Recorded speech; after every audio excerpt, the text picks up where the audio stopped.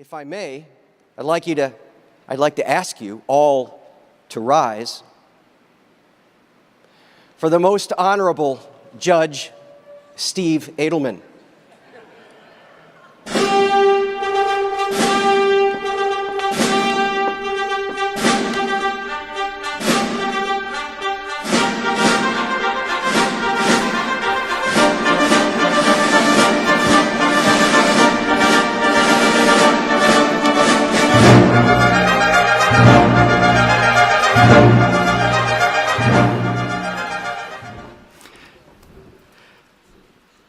All day long, I think about disaster. I work on catastrophe. But at night, I sleep like a baby. I dream the sweet dreams that lawyers dream every night. Because in my dreams, every story ends the perfect way for a lawyer. It ends with a lawsuit. And so I'm going to share with you why my dreams are, alas, only dreams, because they do not end the way they do on television. My dreams all end with me making fabulous oratorical commentary upon the events of the preceding days, eviscerating the arguments of my less learned colleagues. It is a blast in my dreams. But in reality, in the sad reality of our modern day, cases do not go to trial. They go to trial very, very infrequently. These radiant judicial robes that I'm wearing today don't get much use anymore. And that's because the vast majority of lawsuits end in settlement. It's fun to wear this because it happens so infrequently. And so, what I'm going to do is take this off and talk to you about how cases actually resolve and why, when we're talking about designing for safety, why it makes sense to think about how cases actually resolve, how disputes really end, which isn't the way they do on television with someone wearing fancy judicial robes and lawyers making cogent and insightful arguments. No, that actually doesn't happen very often at all. Rather, it ends in a conference room. It's boring. Settlement conferences are dull. In fact, the clients are rarely involved, except to see the lawyers shuttling back and forth from one room to the next. And because you don't see that, and in fact don't actively participate, and unless you're the decision maker or a money person, you don't even know how this process works, in my typical fashion, I'm going to pull back the curtain and discuss this. So here's our agenda. We're going to talk about the typical argument that always comes up in lawsuits involving our industry. Personal responsibility. Let's blame the victim. They did something dumb. And then we're going to pose the question, why do cases settle? Why do I have to think about the end product being something that doesn't involve fancy robes and the lawyer's sweet dreams of brilliant oratory? And more importantly, how does this involve you? Because it does involve you. Because you're the ones who will wind up doing the work, which results in litigation, which causes ultimately a case to be resolved in settlement. So, first, a caveat. Lawyers always have to give caveats. This is the extremely rare presentation where I'm going to actively encourage you to take out your phones. So do that. Yes, I know, you can just pick it up off the table because you're planning on texting during my talk anyway. Thanks. Because we're going to use the poll everywhere function, because even though I've taken off the fancy judicial robes, you guys will serve as jurors. I'm actually going to take you through a fact pattern.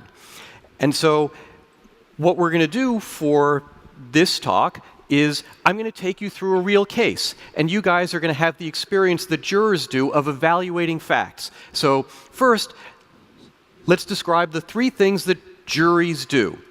And I'm setting you up to talk about juries because that's going to be your experience. The end product of this experience is you're going to understand why lawyers are terrified of juries.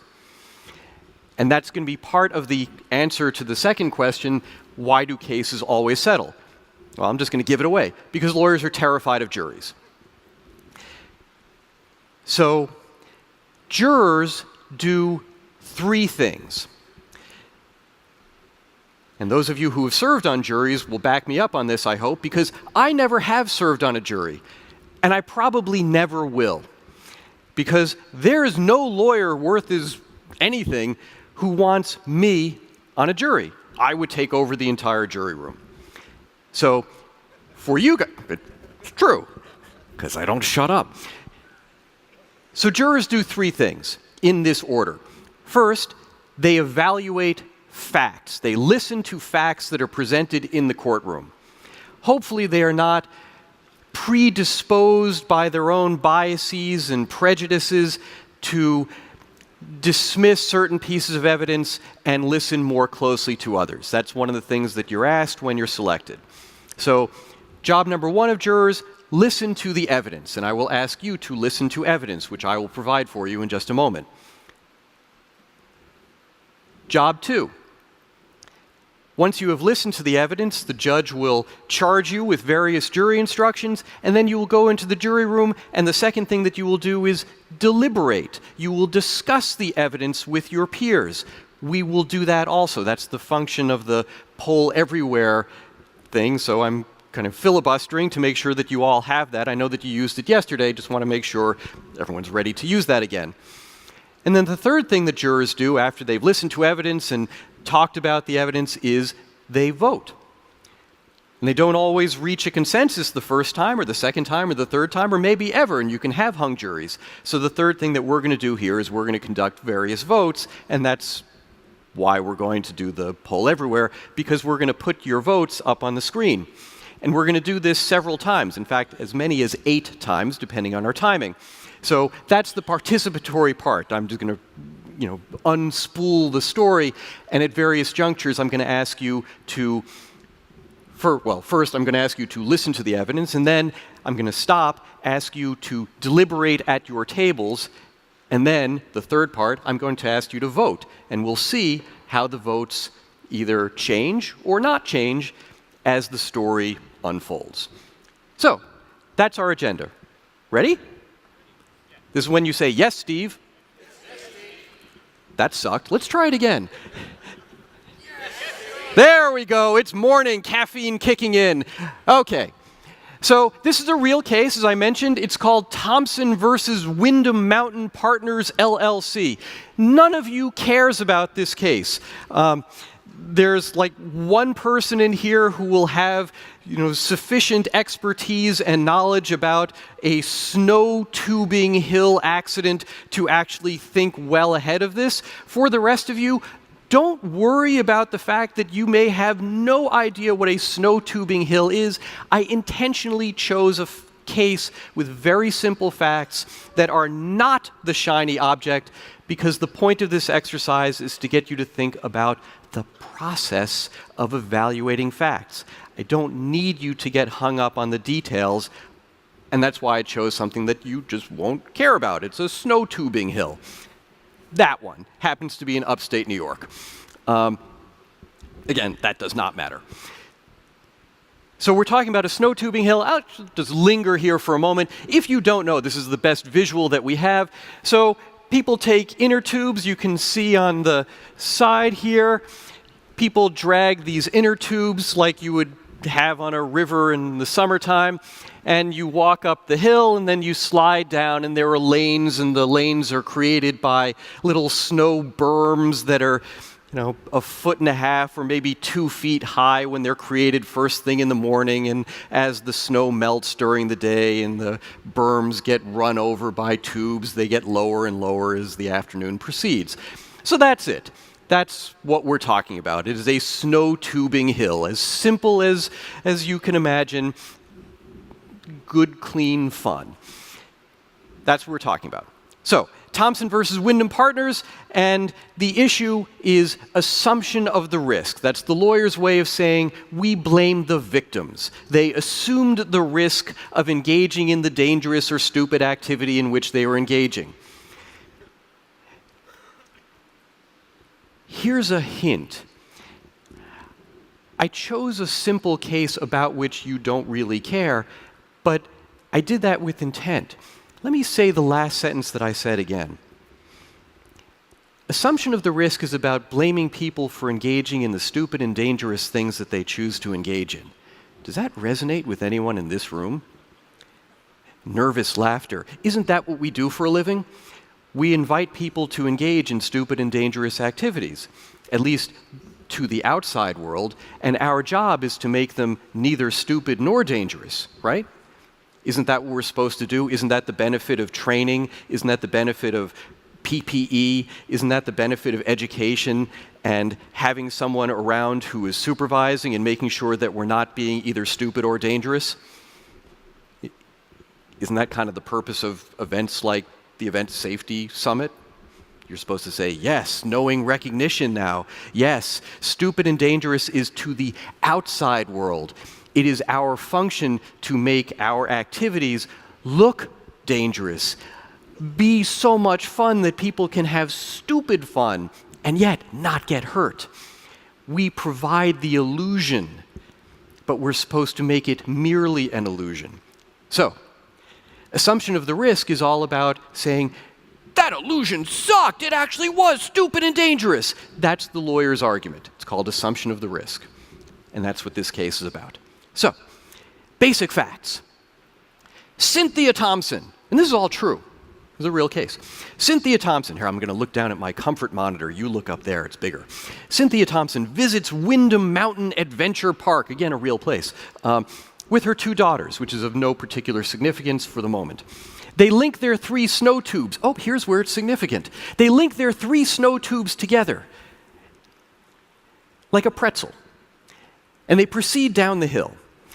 Ms. Thompson's tube slides up and over the outer barrier of her lane. Remember those 1.5 to 2 foot high little berms made out of snow that melt and get kind of, smaller over the course of the day as people run over them.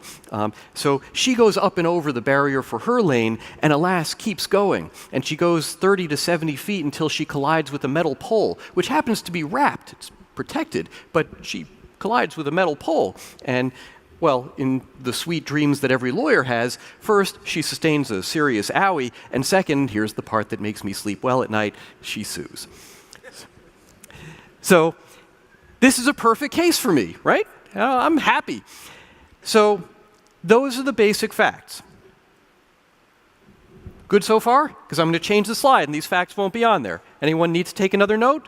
Looking around, making eye contact, we're all good? Okay, keep up the pacing, Steve. Don't get bogged down. Here we go, first poll question.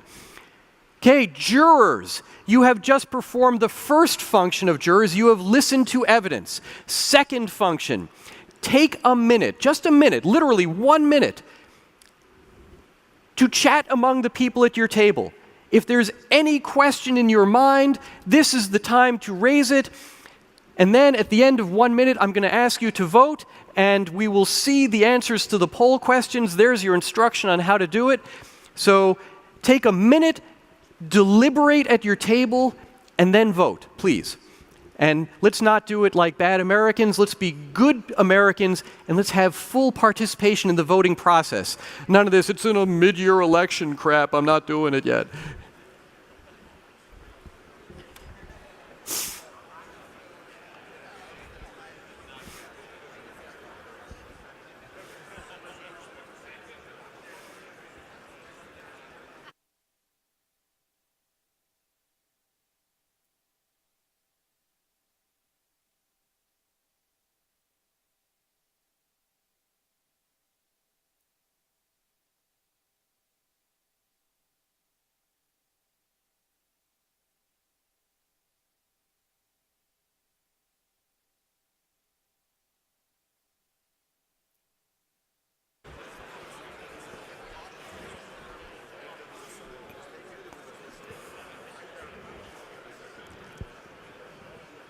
30 seconds.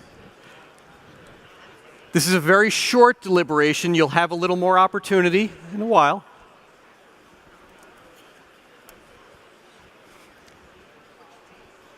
You can cast your vote whenever you're ready. The data is being accumulated.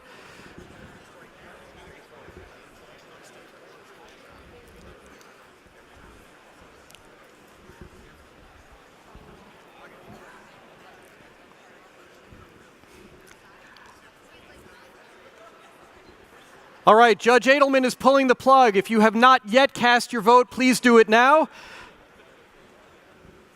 The smart accountants in the back with the briefcases with the handcuffs are tabulating data. I think we'll see it in a moment. The dramatic tension. Just waiting for the initial impressions. This is what happens, by the way. The first time a jury gets together, oh, here we go. Not sure. Not sure. Well, without commenting too much on your preliminary deliberations, I would say that's good. As for the 22% who seem to have already made up your minds, you're the first group of people who scares the crap out of lawyers. Because you know almost nothing yet. So, as for the rest of you, I'm just going to metaphorically look at you and cast aside the rest, those closed-minded people. A mind's supposed to be like a parachute. Keep it open. Hint, keep it open. There's more. Okay? Ready for more? So all you've done so far is consider the very most basic facts. Okay? Remember, the point of this, I want to keep your eye on the ball here. The point of this is, why do cases settle? And remember, the answer is because jurors terrify lawyers, okay? And what we do for a living, so I'm tying these things together. I don't want you to lose sight of all this. Context is really important. Lawyers are terrified of juries. We create the illusion of dangerous and stupid activities. We also tend to create events that are well insured and often have significant damages, which can be both personal and reputational. A lawsuit that seems to affect only one defendant or one group of defendants can have the effect of making it very difficult for an entire genre of entertainment to exist in the future because it winds up having a target on its back. And so lawsuits in our industry have an outsized effect on other lawsuits in our industry. Okay? All this stuff matters. This is why I want you to understand why and how juries think, and why cases don't go to trial, and we're going to design your thinking so that you plan not for the fancy judicial robes, but rather for lawyers horse trading in conference rooms. That's where this is all going, okay? So, keeping your eye on the ball, let's get the next set of facts. So again, this is directed to the 76% who still care. Here we go. The rest of you, I don't know, send text messages, tweet, do something.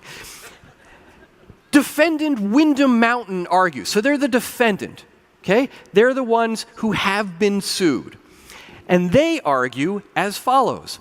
The poles, remember the poles that this lady skidded off into? It was padded, and it was 30 to 70 feet away. The poles, they say, were readily observable, which doubtless was true, right? They're poles. Were readily observable from both the hill and the lift line at the top of the hill. That's the first thing they say. Second, they say Ms. Thompson had snow-tubed 3 years earlier and completed several runs on this particular day without incident. So clearly the hill itself was navigable to her because she had done it both in the past and on this particular day. The third thing, she and her daughters had decided themselves to ride tandem. They created their own pretzel.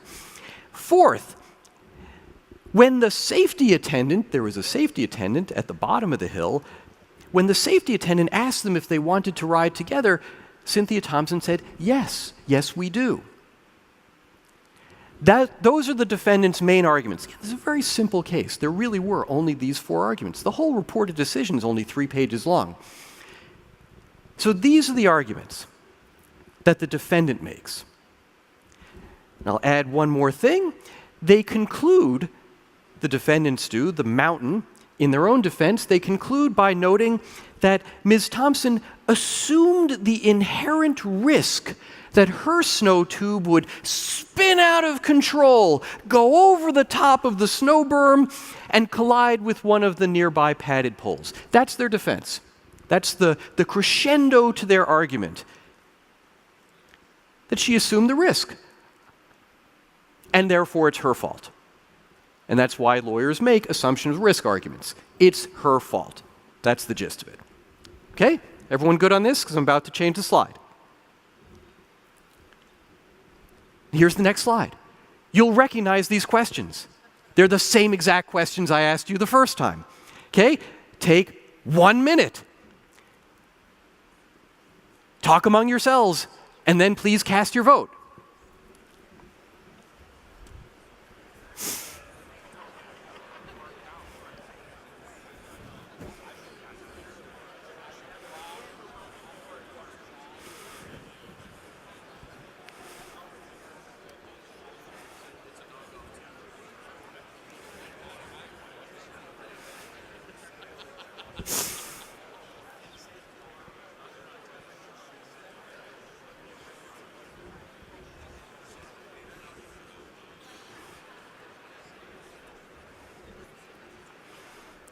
"30 seconds. This is intended to be fast.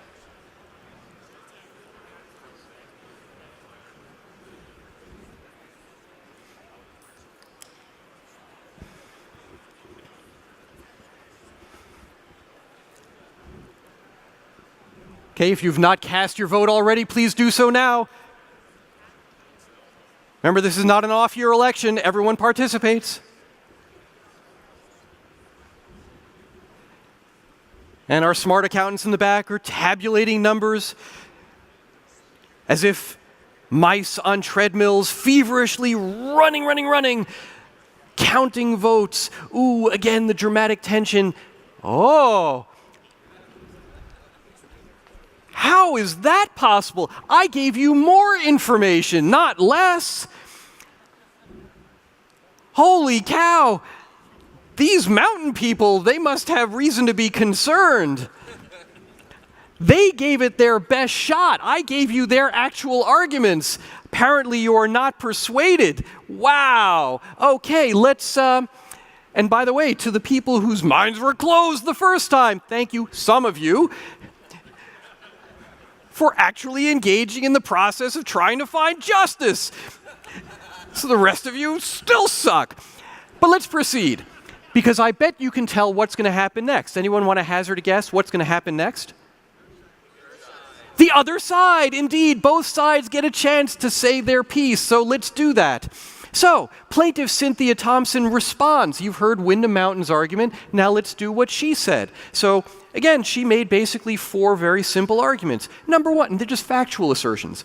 Number one, her companion, she had gone with a girlfriend from her community, which incidentally happens to be where I grew up. I didn't even notice that till I was reading the case again last night.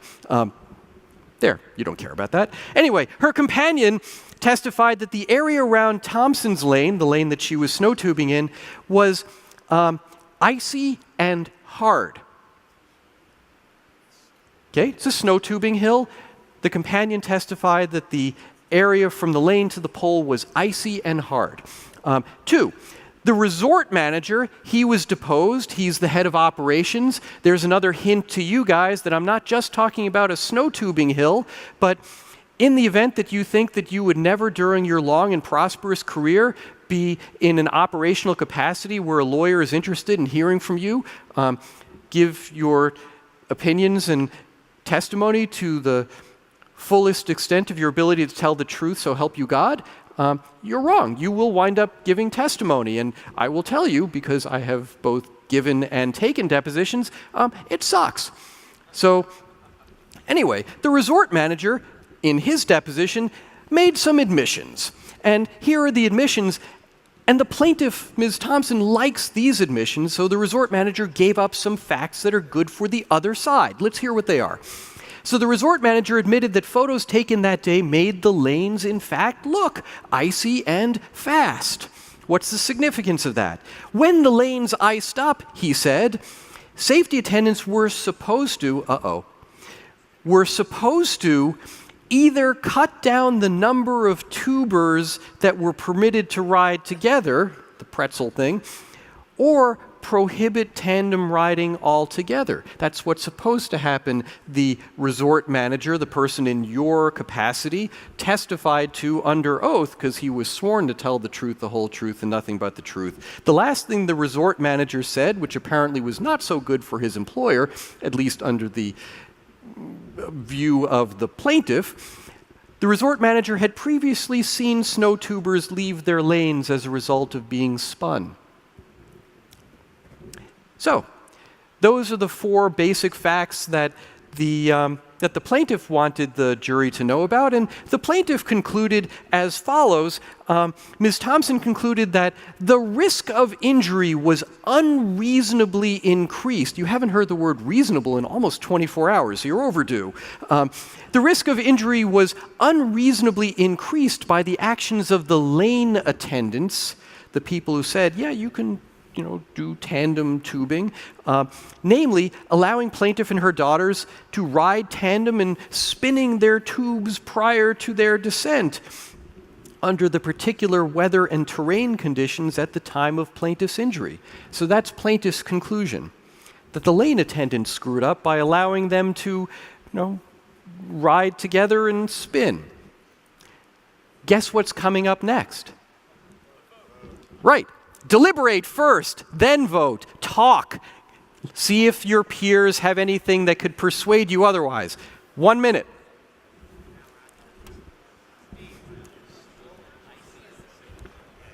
Snow and icy are in fact the same thing.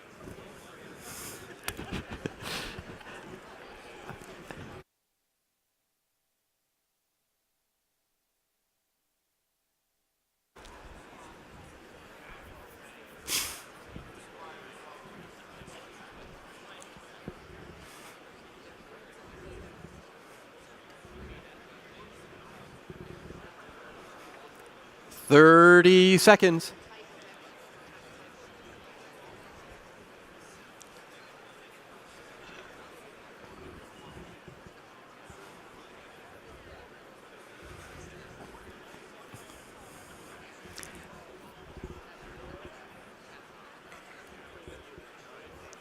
If you have not exercised your privilege and civic duty to vote, please do so now.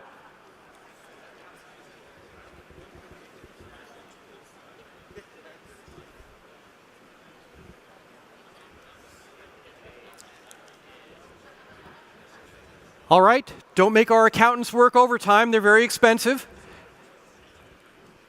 Again, little rats on a treadmill. Oh.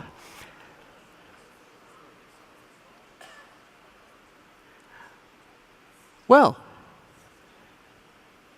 what a sympathetic crowd you are.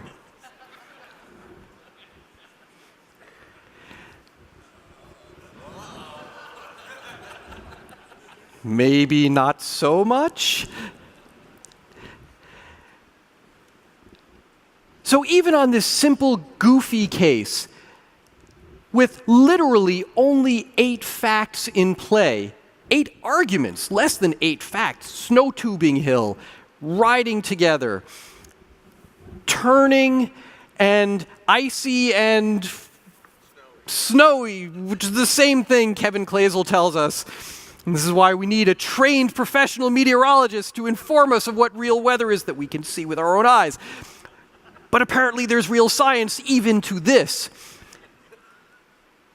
4 simple facts.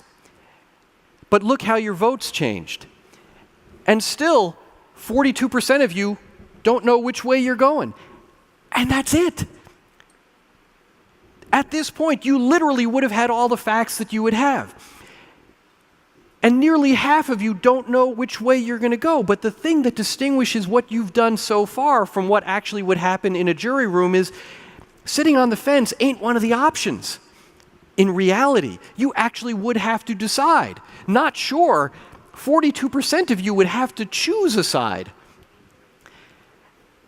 You, the undecided voters, you are the ones who scare the hell out of us because we don't know whether we're going to win you or lose you.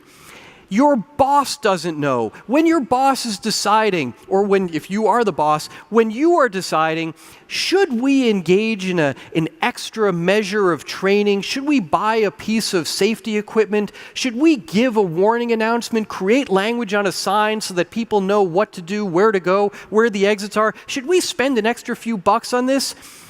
Really what they're doing is they're thinking about this. How's it going to look if something bad happens? Because after all, we're in the business of creating events that have elements that look dangerous and stupid. How's it going to look? Are we going to win? Is the evaluation that we're making about whether to spend those few bucks or not, is that going to pay off for us, or is it going to come back and bite us in the ass? That's really the evaluation.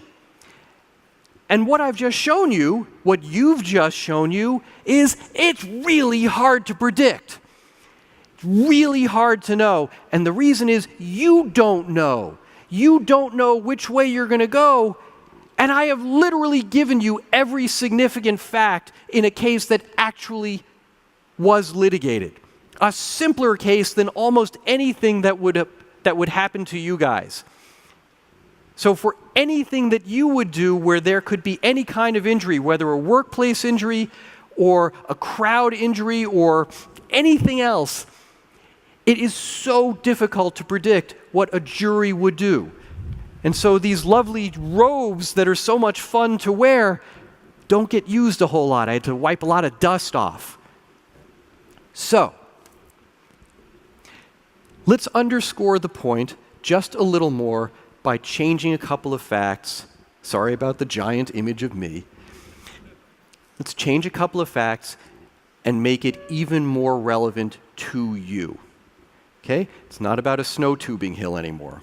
Now, this is about our world. So, there's nothing to vote on yet. This is just to point out we're not talking about snow tubing. Now we're talking about events. And I just happen to have chosen this particular crowd image with somebody holding a beverage. One of my favorite questions, what could go wrong, seems to be relevant here. So I'm now going to unspool a few questions, and in rapid fire fashion, I'm going to ask you to take that 1 minute and deliberate among yourselves about each of the next questions that I'm about to show you, and let's see where the voting goes. Because again, the point of this exercise is to show how difficult it is for this assumption of risk argument to stick. This let's blame the victim for engaging in precisely dangerous-looking or stupid-looking activities that we invite them to engage in. Let's show you, for your own selves, how difficult that argument is to make work. Because it's such a temptation. We live in such a judgmental society. We look at the things that people do and we say, that's ridiculous.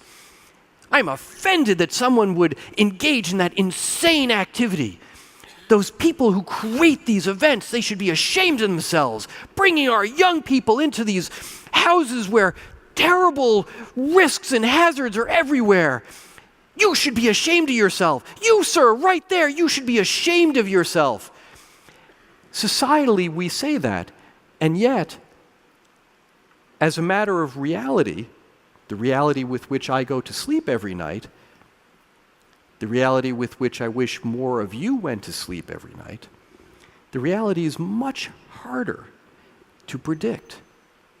So now, let's do this exercise, okay? So again, this is kind of a lightning round. I'm going to show you a fact, give you a minute, ask you to vote. Ready? This is when you would say, in a strong voice, yes, Steve. Wow, you guys can't harmonize at all. Let's try it again. 1, 2, 3. Yes, Steve. There we go. That's for the cameras. First, If someone is drinking at your event and gets hurt, did they assume the risk of becoming intoxicated and getting hurt? 1 minute.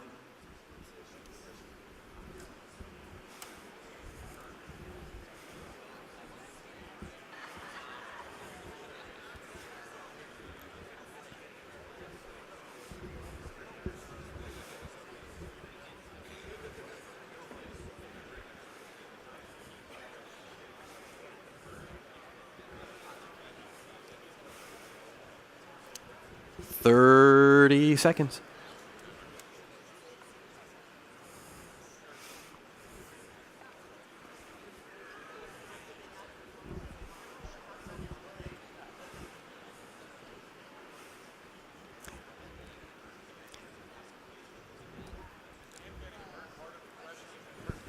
And getting hurt is part of the question, yes. Ran out of space. All right, if you've not yet cast your votes, what are you waiting for? Do so now. It's only going to get faster and harder. It's like a muscle. You got to work it. Work it, people. Our homunculi in the back, the rats on the treadmill. Here we go. Yes or no? Huh. All right. Oh! Oh! Who's a better here? Oh, this is exciting. All right, if you haven't yet voted, again, what the hell are you waiting for? This is just killing me right now. We got things to do, people. All right, cut it out. Because there's another question. Ready? For Christ's sake. It's like a muscle. It's going to keep happening. Use it, people. Use it. Here's the next question. Does it matter? Same very simple scenario. Does it matter if an alcohol distributor is one of the event sponsors?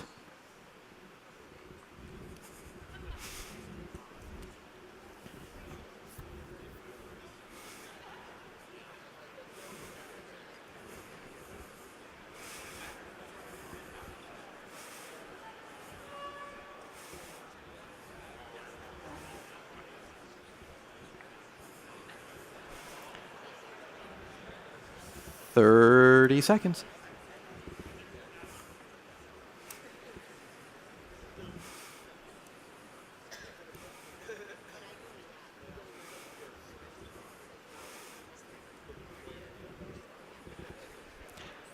If you have not already, please cast your votes. It's not a midterm election.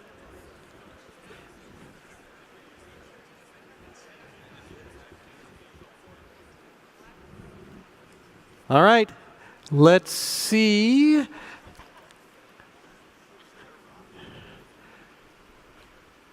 Does it matter? And the answer seems to be by an overwhelming margin, no. So you're not concerned if, I was about to name a beer, but I won't do that because it's video. This is going to be preserved. If a major named alcohol distributor's name is plastered all over the venue, that is of little significance. That's interesting because they always get sued. I'm going to make a book recommendation right now for those of you who like to read or for those of you who just find disaster interesting and important because it is. So get with the program and be ready to write because I'm going to give you a book title right now. It's called Killer Show. Killer Show is about the Station nightclub fire in 2003 in West Warwick, Rhode Island. The author is a gentleman named John Barylick, B-A-R-Y-L-I-C-K. It's an excellent book, and John Barylick is a good guy. He was actually our keynote speaker for the first Event Safety Summit right here. And what I'm referring you to is a 2-page spread near the back of the book in which he identifies all of the defendants who wound up settling, because all of them did wind up settling, and how many millions of dollars they wound up paying to settle and get out. And I assure you that the alcohol distributor was one of the defendants who paid a lot. So it's interesting that that was not an issue that troubled you guys, because, well, at least in one significant instance, it did. So let's keep going, because this is kind of cool. Are you ready for the next question? Yes. Genius! Here we go. Does it matter if the drinker is underage? 1 minute.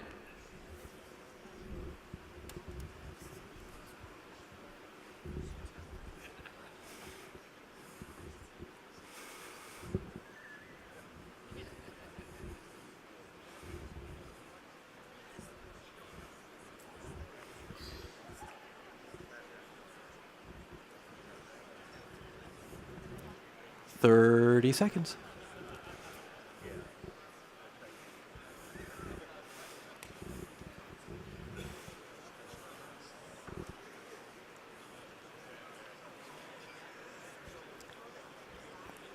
Cast your votes if you haven't already. So much time, so little to do. Strike that. Reverse it. All right, counting votes. Counting. Does it matter if the drinker is underage? Ooh, 90% say yes.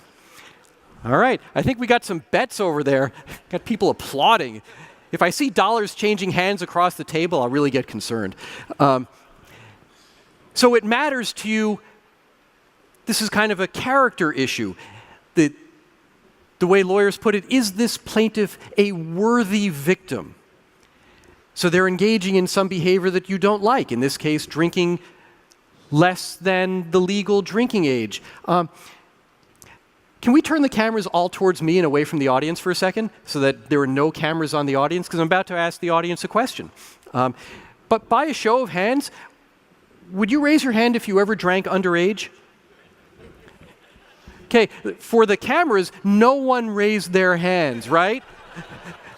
Okay, so you people are really judgy about stuff that, well, just saying. Okay? I got news for you. We lawyers, we did stuff when we were young too. We just describe it as a friend did this. So I have a friend who did a lot of dangerous and stupid things, some of which were even underage. But that's all my friend, okay? So good for you for being 90% judgmental. Ready for the next question? Yes. Okay, you're losing steam. Let's do it again. Yes. That's more like it. Okay, there's one more after this. Here's this one. Does it matter if that person was also high when they got injured? 1 minute. I think I know where this is going.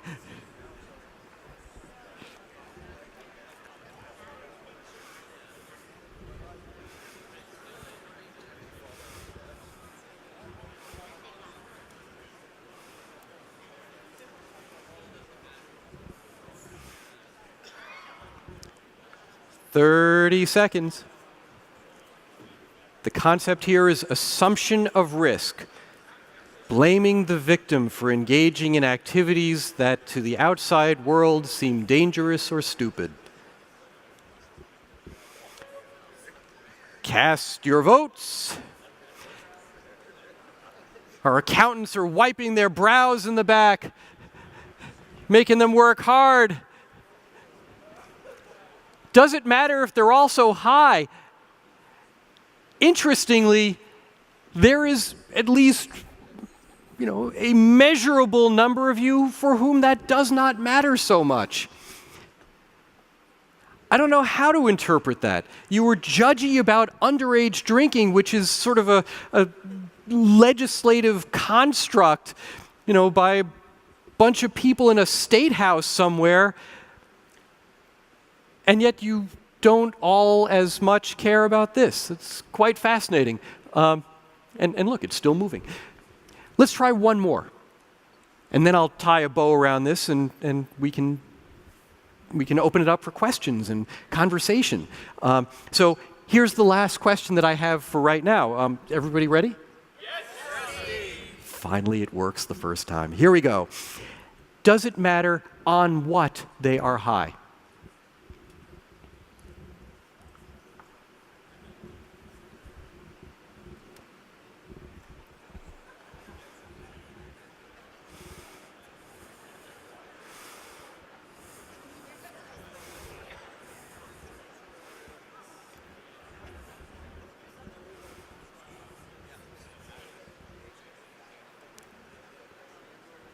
30 seconds for the last time.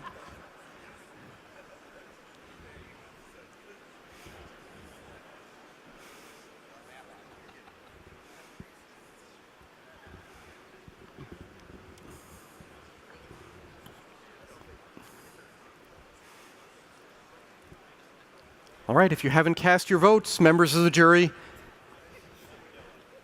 the judge is waiting. He's dusting off the top of his robes again.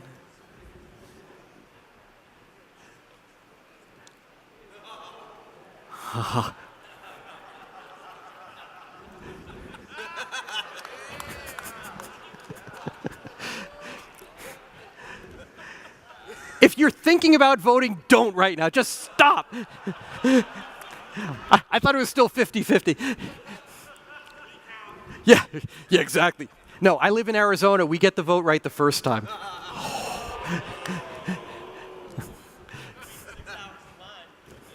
No, I do mail-in. It's great. I actually vote. 50-50, stop right there. See, the accountants in the back, they're just like sweating over all the ballots and their chads on the floor and stuff. All right. We back? Good. It's fantastic. Yeah, let's avoid this anymore. Let's go to my last slide. So let me now wrap it up, okay? And then we'll open it up to questions. So I've already told you what the point of this is. I revealed the secret right at the beginning, which is when you're planning for what safety to design for your events, for your crowds, for your signage, for your training, when you're planning an annual budget, it doesn't make sense to think, well, if this goes to trial, we'll win, because you don't know if you're going to win. You never know, with really rare exceptions. The whole concept of a slam dunk lawsuit is nonsense. Because as you have just shown, the numbers are all over the place. I thought that I could predict. I did this in advance. I thought I could predict where you guys would be. I know this room. I know a lot of you people. I got it wrong, big time wrong. If I had bet on you, on my predictions of you, I would have lost money to myself, which is just crazy and kind of mind-bending. When you're thinking about how to expend resources for your shows, don't worry about litigation because you can't predict how it's going to resolve. Worry about doing the right thing. Worry about keeping your people safe. Worry about making sure that everyone is ready. So when you give an emergency announcement, like an evacuation announcement at the beginning of an event, make sure that people are paying attention. If you can, have somebody who can, alert the crowd in some way or another. Oh. Ladies and gentlemen, for your safety.